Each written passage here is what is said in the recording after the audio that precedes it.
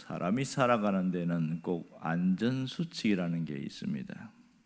가정에도 가장 안전수칙이 주부들은 또 외출하기 전에 꼭 가스불을 또 밸브를 잠그는 일이라든지 또 문단속하는 일, 우리가 또 길을 가다 보면 차도로 가지 말고 인도로 가라 그런 얘기라든지, 건널목을 건널 때는 푸른 신호등을 건너라 이런 얘기 다 아는 얘기죠.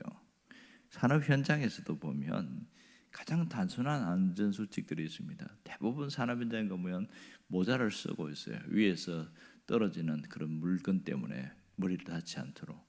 그리고 장갑을 끼고 안전화를 신고, 그것도 어떤 레카차라든지 작은 차 움직이면 피하고, 이런 것이 가장 기본 안전 수칙인데, 안전 수칙이 뭐냐?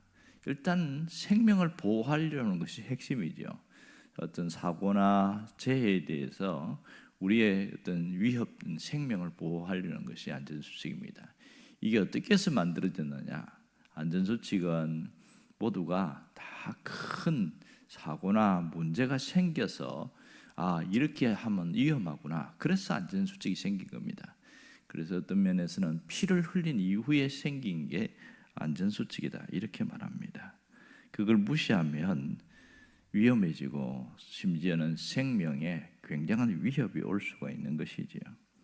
어떤 통계조사에 보면 우리나라의 어떤 산업재해의 80%그 원인은 안전수칙을 지키지 않아서 생겼다, 이런 얘기를 굉장히 많이 합니다. 특별히 위험한 공정에 들어갈 때는 굉장히 까다롭게 안전수칙에 대해서 이야기합니다.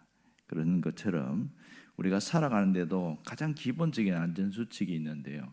예를 들어서 호수에서는 수영을 하지 말라, 또 폭우가 쏟아질 때는 강물에 뛰어들면 안 된다, 당연한 얘기인데 그것이 안전수칙으로 해서 수영 금지 이런 편말을 써놓습니다. 어떤 50대 남자가 수영을 좀 제법 잘했나 봐요. 근데 폭우가 쏟아지는데 덥고 하니까 나 정도는 수영을 잘하니까 그래서 살짝 밖에서 그냥 수영을 하다 오면 되겠지 하고 뛰어드는 거예요. 여러분, 강물이라는 것이 가만히 있는 것이 아니고 흘러가잖아요. 그리고 폭우가 쏟아지면 처음에는 물이 맑았지만 위에서 황토물이 내려오니까 색깔도 다르고, 그리고 유속이 굉장히 빠릅니다. 저도 한번 소가 한번 강물에 뛰어 들어가고 소 잡으러 가려고 뛰어다니는데 얼마나 물이 빠른지 뛰어들 수는 없고, 그래서 겨우겨우 건지긴 했습니다만은, 근데 이 사람이 수영을 하는데 자기 뜻대로 안 되는 거예요. 평소에야 수영법을 잘 배우니까 할 수 있지만, 그래서 거기서 굉장히 위험해지는 그런 일들도 있었습니다. 그만큼 안전수칙이라는 것은 우리 삶의 기본이고 생명을 안전하게 해주는 그런 것인데, 사람들이 무시할 때가 참 많지요. 옛날에는 택시를 타거나 버스에 보면 이 백미러에다가 꼭 오늘도 무사히 하고 어떤 아이가 두 손 모으고 기도하는 장면, 그런 사진들이 있었어요. 그 말은 오늘로 하루도 무탈하게 보내게 해주세요, 그런 심정이 담겨 있는데 요즘은 그런 거 다 없어졌죠. 그만큼 안전수칙이라는 게 중요하다는 겁니다. 어떤 면에서 잠언 말씀은 우리에게 안전수칙과 같은 그런 부분이 굉장히 많습니다. 이 안전수칙이라는 것은 대부분 위험합니다, 조심하세요, 이건 하면 안 됩니다, 이게 안전수칙이거든요. 잠언에는 보면 그런 얘기들이 수도 없이 많이 나옵니다. 오늘 본문도 안전수칙과 관련된 얘기라고 할 수 있겠지요. 그런데 뭐라고 표현하고 있냐면 훈계라는 단어를 쓰고 있어요. 오늘 18절 말씀 보면 이렇게 나옵니다. 훈계를 저버리는 자에게는 궁핍과 수욕이 이르거니와 경계를 받는 자는 좋은 영을 받느니라. 여기 보면 훈계를 저버리는 자가 있고 훈계를 받는 자가 있다, 이 얘기를 하고 있습니다. 그리고 훈계와 함께 나오는 단어가 경계, 이렇게 써놨습니다. 근데 사실은 같은 단어를 반복하지 않기 위해서 비슷한 단어를 쓴 건데요, 훈계나 경계나 같은 표현입니다. 우리식으로 표현하면 이 훈계나 경계를 책망으로 번역할 수도 있고 징계로 번역할 수도 있습니다. 그러니까 똑같이 훈계를 받았는데 어떤 사람은 그 훈계를 무시하고 저버리는 사람이 있는가 하면 그 훈계를 받아들이는 사람이 있다, 이런 얘기죠. 훈계라고 하는 것은 사실은 우리가 입으로 말하면 쓴맛입니다. 굉장히 듣기 싫은 소리고요, 쓴맛이에요. 그 훈계가 입으로 쓰다 보니까 사람들이 선호하지 않고 거부감을 갖는 경우가 굉장히 많습니다. 훈계를 해보면 알지만 벌써 인상이 굳어져 있어요. 고개는 숙이고 있고, 그리고 인상이 점점 찌그러지면서 얼굴이 울그락불그락하는 사람도 있습니다. 그만큼 훈계는 듣기 힘들어합니다. 어떤 분은 훈계를 하면 성질을 부리는 사람이 있어요. 막 나한테 왜 그러냐 이러면서 따지는 사람이 있다는 거죠. 그만큼 훈계는 쉽지 않습니다. 우리가 자라면서 자녀들에게 훈계하는 일이 굉장히 많죠. 그런데 훈계를 받아들여야 한다, 이런 개념에 대해서 생각하지 않고 잘못된 것에 대해서 야단만 치다 보니까 훈계는 나쁜 것이다, 이런 부정적인 인식이 굉장히 많이 쌓이게 되어집니다. 이 훈계를 다른 표현하면 책망이고, 또 다르게 말하면 꾸지람이라고 할 수 있는데, 그 훈계는 나쁜 것이다, 그렇게 의식이 배어 있는 경우가 많습니다. 그래서 책망을 받게 되면 이것은 자체는 자존심 상하는 일이고, 또 기분 나쁜 일이고, 인격적으로 모독을 받는 것으로 여길 때가 굉장히 많습니다. 이것이 어릴 때부터 형성되면서 훈계 자체는 부정적으로 생각하는 것이 굉장히 많습니다. 그래서 누군가로부터 싫은 소리를 안 들으려고 합니다. 왜 나한테 무슨 억한 심정이 있냐 이러면서 막 따지게 되는 경우가 굉장히 많죠.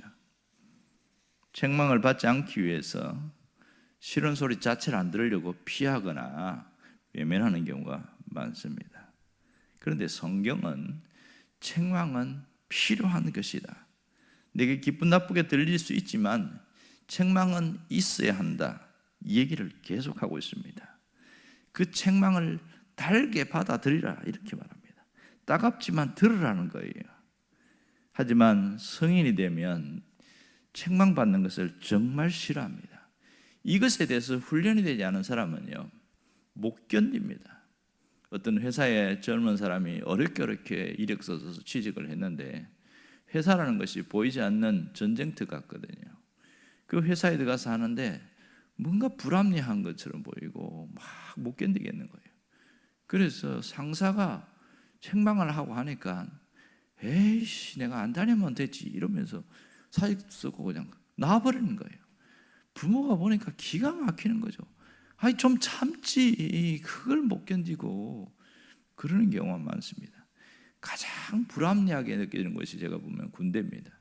제가 군대 갔더니 이 골탕 먹이려고 하는 짓이죠. 보통 보면 이제 월급이 나오지 않습니까? 월급이 나오면 이제 그걸 갖고 이 뭣도 쓰고 이렇게 하는데, 한 번은 이제 제일 무서운 사람이 상병이에요. 병장은 그렇게 야단 심하게 안 칩니다. 상병이 1병, 2병을 불러놓고 하는데 2등병 때죠. 이제 그때 이제 한 20, 30년 전이니까 한 돈 1,000원짜리 주면서 이제 뭐 과자하고 담배하고 3,000원치를 사오라는 거예요. 그리고 남으면 네가 과자 사 먹고, 말도 안 되는 그런 1,000원짜리 주면서 3,000원치를 사오라고 하는데, 그럼 나머지는 뭐예요? 네가 월급 받았으니까 그건 네 걸로 써, 이러는 거예요. 이런 일이 얼마나 많은지 몰라요. 불합리하고, 그러면서도 막 뭐 잘해도 칭찬받는 걸 별로 없고, 그런데 그 훈계를 받는 그런 불합리함 속에서도 견디는 사람은 잘 이기는데, 못 견디는 사람은 그 전방에 가면 이제 술탄 같은 것도 주고 실탄을 준단 말이에요. 이걸 갖고 갈겨버려 가지고 막 난리가 나는 일들이 굉장히 많습니다. 왜 그래요? 훈계 받는 것에 대해서 전혀 훈련이 되지 않아서 그렇습니다. 책망받는 것에 대해서 훈련이 되지 않은 사람은 못 견디는 거죠. 이것이 우리가 살아가는 현실입니다. 여러분, 성경은 책망받는 것은 결코 자존심 상한 일이라고 말하지 않습니다. 인격 모독이라고 하지 않는다는 것이죠. 오늘 성경은 야단 맞는 것, 훈계, 책망받는 것, 이것에 대해서 바른 정립을 해라, 무슨 말이냐? 훈계는 좋은 것이다. 이렇게 계속 이야기하고 있습니다. 세상에서는 이 훈계는 자존심 상하는 일이고 기분 나쁜 일이고 인격 모독이다 이렇게 생각하고 있지만 신앙인들에게 훈계는 그렇게 보면 안 된다는 거죠. 성경의 가치관은 훈계는 좋은 것이니까 훈계를 받아들여라 그렇게 하라는 겁니다. 여러분 믿음이 좋다는 게 뭔지 아세요? 열심히 하는 게 믿음이 좋은 게 아니고 훈계를 잘 받아들이는 것이 믿음이 좋은 겁니다. 정말 믿음이 좋은 사람은 성경이 훈계를 할 때 그것을 받아들이는 마음이 있다는 것이죠. 이 잠언 말씀은 따가울 정도로 훈계가 굉장히 많습니다. 왜냐하면 내가 그대로 못 사는데 잠언은 여지없이 그냥 이야기하거든요. 사실은 이게 나를 살리는 안전수칙인데 이 훈계에 대한 정의, 책망에 대한 정의가 내 안에서 올바로 세워지지 않으면 세상의 가치관이 우리 안에서 그대로 자리 잡게 됩니다. 책망이나 훈계는 나쁜 것이고 기분 나쁜 것이고 나의 자존심을 구기는 것이 인격 모독하는 것이다. 이게 굳어 있으면요. 성경의 책망을 들으면 고개를 딱 흔들어 버립니다. 나와 상관없는 거. 이건 성경은 몇천 년 전에 기록된 거니까 이건 세상을 모르니까 하는 것이지. 이렇게 하면서 딱 배수진을 치고 거부감을 갖는 일이 많습니다. 그 사람은 결코 믿음 좋다고 이야기하지 않습니다. 믿음이 좋은 사람은 고난을 당할 때 견딜 줄 알고 훈계를 받을 때에 받아들일 줄 아는 것. 이게 진짜 믿음 좋은 사람입니다. 성경은 그렇게 얘기를 하고 있습니다. 여러분 만일 훈계가 나쁜 것이라면 성경책 자체가 나쁜 게 되겠지요. 훈계가 안 좋은 것이면 성경 자체가 안 좋은 겁니다. 여러분 구약을 봐도 신약을 봐도 징계에 대해서 이 뭐라고 그러냐면 징계받는 것에 대해서 기분 나빠하지 말라 이렇게 이야기합니다. 심지어 히브리서 12장 8절에는 이 정도로 이야기합니다. 징계는 다 받는 것이거늘 너희에게 없으면 사생자요 친아들이 아니니라. 이 정도로 이야기하고 있어요. 우리가 징계를 받는 것을 아주 나쁜 것으로 받아들이면 그거는 사생자지 진짜 하나님의 자녀가 아니다. 이렇게까지 얘기를 하고 있는데도 불구하고 이 의식으로 우리 안에 들어오는 것이 상당히 오래 걸린다는 겁니다. 왜냐하면 우리는 세상에서 징계는 다 나쁜 것이다 이렇게 이해하고 살아왔기 때문에 그렇습니다. 여러분 책망도 사랑이고 훈계도 사랑이고 모두 사랑인데 그것을 사랑으로 받아들이지 못하니까 문제가 생기는 겁니다. 사실 자녀들이 잘못할 때 보면 야단을 치기도 하고 타이르기도 하고 얘기를 하잖아요. 그건 모두가 다 훈계인데 근데 자녀들은 처음에는 들어요. 아, 예. 그런데 반복적인 잘못을 하게 될 때에 반복적으로 야단을 칩니다. 그러면 그때부터는 잔소리로 듣습니다. 겉으로는 이해하지만 마음속으로는 안 듣습니다. 나를 미워하니까 이렇게 계속 잔소리하는 거다 이렇게 얘기하고 계속 미워하니까 나를 책망한다고 생각하지 내가 진짜 고쳐야 된다고 생각하는 사람이 많지가 않아요. 이 훈계도 사랑인데 어떻게 받아들이냐? 미움으로 받아들이는 거예요. 나를 미워하니까 이렇게 한다고 생각을 하는 거죠. 그러니까 안 바뀌는 거죠. 안 바뀌어요. 오늘 성경은 뭐라고 합니까? 훈계를 저버린 자에게는 궁핍과 수욕이 있느니라 이렇게 말합니다. 훈계를 저버리면 뭐가 있어요? 궁핍과 수욕이 있다는 겁니다. 수욕은 욕을 먹는다는 것이죠. 궁핍은 뭡니까? 여기서 인생이 궁핍해진다 이런 얘기입니다. 물론 경제적인 궁핍도 포함될 수 있지만 사람의 궁핍이 이 속에 있습니다. 훈계를 싫어하니까 내 주변에 있는 사람들이 자꾸 떠나가는 거예요. 나를 아끼고 사랑하는 사람은 진정으로 사랑하는 사람은 그거 그렇게 하면 안 돼. 그렇게 지적을 한단 말이에요. 훈계를 합니다. 그런데 소리를 지르고 막 그러면 그 사람과 관계가 깨지게 되죠. 그러니 내 주변을 떠나가게 되어집니다. 진짜 좋은 사람들이 나와 함께 하지 않으려고 합니다. 궁핍이 찾아오게 되는 겁니다. 성경대로입니다. 훈계를 싫어하면 궁핍과 수욕을 받느니라. 욕을 먹는다는 것이죠. 앞에서는 말하냐면 뒤에서 계속 손가락질 하잖아요. 저게 인간이라고 이러면서 이게 성경 원리들입니다. 반대로 훈계를 받아들이면 어떻게 되느냐? 경계를 받는 자는 존영을 받느니라 이렇게 말했습니다. 훈계를 받아들이는 자는 존영을 받는다. 존영, 존귀하게 되고 존경을 받는다. 귀하게 여김을 받는다. 그런 뜻이잖아요. 여러분, 존경을 받고 싶으면 뭐 해야 됩니까? 훈계를 잘 받아들여야 된다. 그 얘기를 하고 있습니다. 하나님은 우리가 훈계를 기쁨으로 받아들이고 마음은 아프지만 어쨌든 그것은 약으로 생각하고 내가 받아들이겠다는 마음을 갖기를 원하고 있는 거예요.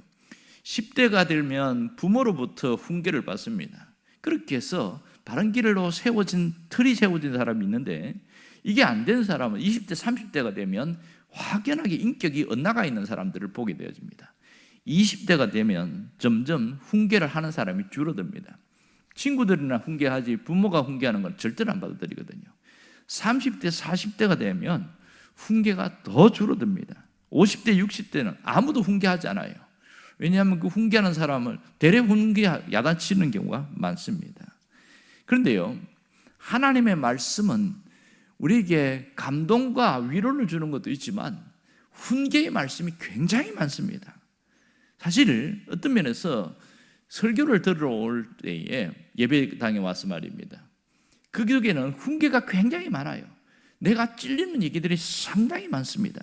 그런데 그 훈계를 받아들이는 것이 얼마나 대단한 일인지, 내가 참 그 말씀에 내가 찔려서 내가 진짜 정신 차리고 바라야 되겠다, 그렇게 마음에 결단하는 것도 대단한 일이거든요. 여러분, 하나님의 말씀에는 교훈도 있고 책망도 있습니다. 그래서 그 말씀을 받아들이는 사람에게는 존경을 받을 수밖에 없는 것이죠. 계속 말씀을 받아들이면서 하다 보니까 뭐가 바뀝니까? 자기의 모난 부분이 깎이게 되는 거예요. 그리고 내가 이렇게 해야지 하다 보니까 어느 순간 달라져 있습니다. 자기만 생각하고 이기적으로 살던 사람이 하나님의 말씀으로 계속 훈계를 받다 보니까 이렇게 사는 것은 잘못된 거네, 누군가를 돕고 누군가를 사랑하고 그렇게 해야 되는구나, 이렇게 훈계를 받아들였어요. 그러면 어떻게 달립니까? 사람이 달라지게 되는 겁니다. 어려운 사람 보면 도와주려고 하고, 나만 생각하다가 남을 더 생각하고 배려하게 되어지고 인격이 확 달라지는 거예요. 이런 사람을 존경할 수밖에 없는 것이죠. 훈계를 받아들이니까 존경을 받는 겁니다. 성경의 원리는 틀림없습니다. 책망과 꾸중을 받으면 아프긴 하지만 결국은 나에게 존경으로 나타나게 되더라, 그 얘기를 하고 있습니다. 여러분, 우리가 훈계가 필요 없는 사람 단 한 명도 없습니다. 사실은 목사님들이 제일 힘들어하는 소리, 기분 나빠하는 소리가 있습니다. 성도들이 보면 가끔 맨날 한 소리 또 하고 한 소리 또 한다고 그런 얘기를 합니다. 그렇게 기분 나쁘게 들려가지고 한 소리 또 안 하려고 막 몸부림을 치는 거예요. 그러니까 우리가 들었던 복음은 맨날 같은 얘기잖아요. 왜냐하면 복음은 예수고 예수님을 통해서 우리를 구원하신 하나님의 일 얘기를 하는 건데, 그거는 바뀔 수가 없는데 자꾸 듣다 보면 맨날 한 소리 또 하고 또 하고 한다고. 아무리 쪼개도 본질이라는 것은 바뀔 수가 없거든요. 그래서 이것을 같은 소리를 안 하려고 뭔가 새로운 것이 있는가를 찾고, 또 뭐 뉴스도 보고 역사도 보고 철학책도 찾아보고 뭐 이거 예화집도 보고, 그렇게 해서 조금 더 양념을 쳐서 같은 소리가 아닌 것처럼 하려고 애를 쓰는 경우가 많습니다. 가장 힘든 게 절기설교입니다. 성탄절이 되면 뻔한 얘기잖아요. 예수님이 우리를 위해서 이 땅에 오셨다는 얘기가 그게 핵심인데, 그거 횟수가 가면 갈수록 듣던 얘기 또 듣는 거예요. 20년 다녔으면 20번 들을 거예요. 30년 다녔으면 30번 이상을 들었습니다. 매일 듣던 소리 하니까 작년에 또 한 것 같은데, 그러니까 작년에 설교 안 한 걸 찾아서 하려고 하고 막 애를 쓰는 거죠. 부활절도 마찬가지입니다. 예수님이 나를 위해서 이 땅에 오신 예수님이 나를 위해서 죽으셨고 부활하셨다, 그게 핵심이거든요. 근데 뻔한 얘기잖아요. 늘 하던 얘기니까. 그러니까 예수님이 나를 위해 죽었다는 얘기, 살아났다는 얘기 해마다 듣는 얘기입니다. 그러니까 이게 보면 한 소리 또 하고 한 소리 또 하고 같은 것으로 반복될 수밖에 없습니다. 하나님 우리를 사랑하신다는 말은 강단에서 은퇴할 때까지 그 말은 끝까지 하게 되거든요. 그리고 우리도 하나님을 사랑해야 된다고 말하고, 이 가장 핵심적인 진리는 반복될 수밖에 없습니다. 그런데요, 어떤 사람은 훈계로 받아들이는 사람이 있고, 아이고 지겨워 죽겠다, 맨날 하는 소리 또 하고, 그렇게 해서 거부하는 사람이 있습니다. 결과는 확연하게 차이 납니다. 거부하는 자에게는 궁핍이 있고 수욕이 있습니다. 뭐라고 그럽니까? 저거 예수 믿는다는데 저 모양밖에 안 되냐고, 아니면 교회를 한 30년 다녔다는데 인격이 저 정도밖에 안 되냐고 막 그 뒤에서 수근거리고 욕하잖아요. 수욕을 받는 거예요. 그런데 훈계를 받아들인 사람은 사람이 달라져요. 아, 내가 정신 차려야지, 내가 이래서만 살면 안 되지, 계속 자기를 바꾸려고 애를 쓰는 거예요. 하나님, 내가 진짜 이게 성질 나는데 내가 날 도와주세요, 참을 수 있게 해주세요, 이러면서 자기가 바꾸고 나니까 어느 날 달라져 있는 거예요. 그랬더니 와, 예수 믿었더니까 다르네, 이러면서 존중해 주게 되는 겁니다. 이게 틀린 점이라고 할 수 있지요. 여러분, 우리는 훈계를 받아들이는 마음, 달게 받아들이는 마음을 갖는 게 대단히 중요합니다. 그것이 우리가 인생을 지혜롭게 사는 방법입니다. 잠언은 끝날 때까지 끊임없는 훈계의 말씀이 있습니다. 우리가 신앙 안에서의 안전수칙이라고 할 수 있겠지요.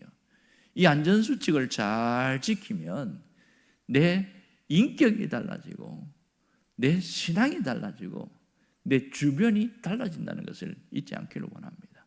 어쨌든지 안전수칙은 지켜야 된다, 그 마음으로 잠언을 대하면 정말로 많이 달라집니다. 하지만 그냥 앉아서 듣고 가고 그러고 마음에 받아들이지 않으면 아무런 변화도 없겠지요.